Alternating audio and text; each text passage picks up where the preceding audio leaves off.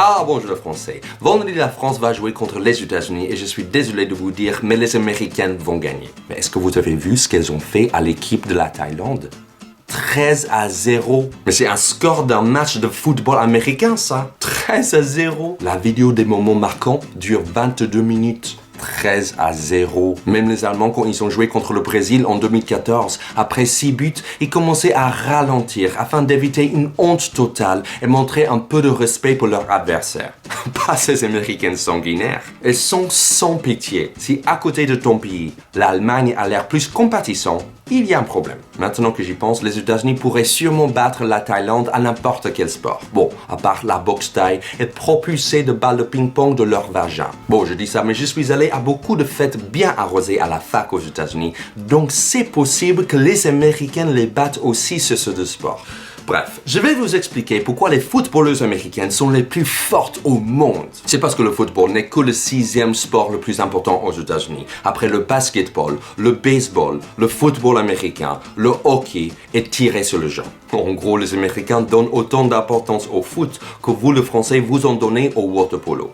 Et oui, aux États-Unis, on traite le foot comme un sport de seconde classe. C'est pour ça que les seules personnes qui jouent vraiment là-bas, ce sont des femmes et des Mexicains. Mais ce n'est pas juste, ils travaillent autant que n'importe quel autre sportif, sauf qu'ils sont payés moins. On dirait que c'est Donald Trump qui a créé le football aux États-Unis. C'est vrai que nous sommes très condescendants envers le foot aux States. La preuve, on n'appelle même pas football, on appelle soccer. Soccer. S'il y a bien un sport qui devrait porter le nom football, c'est un jeu où on joue uniquement avec des foots et un ball. C'est tellement évident que ce sport devrait s'appeler football que même vous, le français, vous l'appelez football. Et c'est même pas votre langue. Vous employez un terme anglais et vous parlez même pas cette langue. La preuve, seulement 20% d'entre vous savent qu'on dit feet et pas foot. Mais je pense qu'on devrait juste féliciter toutes les femmes de cette Coupe du Monde d'être arrivées à être joueuses professionnelles de football. Parce qu'elles ont dû non seulement éviter les tacles de leurs adversaires, mais aussi la stigmatisation de jouer un sport dominé par des hommes. Quand on pense aux meilleures équipes du monde du foot masculin, on pense à plein de pays latins comme le Brésil, l'Italie, l'Argentine, l'Espagne et le Portugal. Mais aucun de ces pays n'est dans les 9 meilleures équipes de foot féminin. Par contre, il y a l'Australie,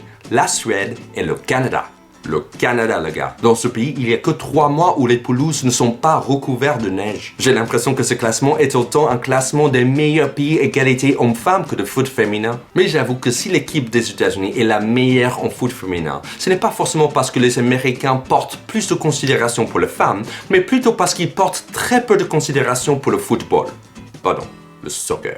Alors attention les Françaises, parce que ces Américaines ont la rage. Elles ne jouent pas seulement pour la reconnaissance de leur sexe, mais aussi de leur sport.